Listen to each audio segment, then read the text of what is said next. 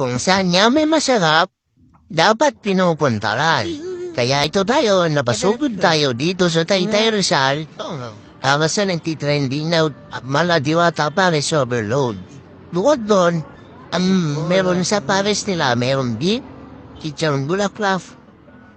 At ito, located sila dito sa tabi ng Rosie. Kung alam niyo yan, sa mga taga-Taytay tayo, malapit lang sa inyo to.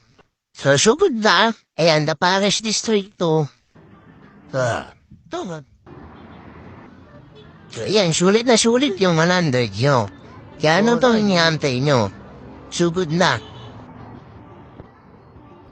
Kaya ano pa hinahantay mo? Kung nalalayuan ka kay Diwata Paris Overload na malapit sa Pasay, ipag-Rizal ka, Taytay, Kainta, malapit sa ito.